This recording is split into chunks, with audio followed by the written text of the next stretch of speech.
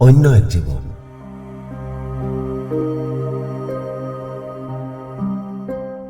মলয়া পেহীৰ ২০ বছৰীয়া জন্মদিনত সদ্য MA পাছ বিকাশ দাই গোপনে এখন শাৰী দিছিল।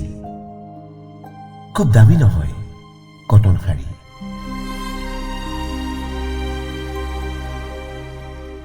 সেই সময়ত মোবাইল নাছিল। পাৰ্লে মৰ্টনৰ আশাত ময়েই আছিলোঁ বিশ্বস্ত পিয়ন।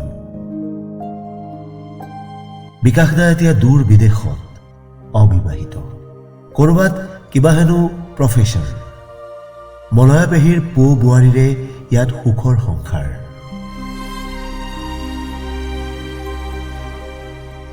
সিদিনা ৫৫ বছৰীয়া জন্মদিনত মলয়া পেহীৰ গাত সেইখন শাৰী।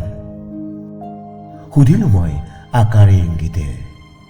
চকুৰ পচাৰেৰে হয় বুলি ক'লে। কাষলৈ আহি ক'লে কানে কানে, প্ৰতিটো জন্মদিনতে পিন্ধে।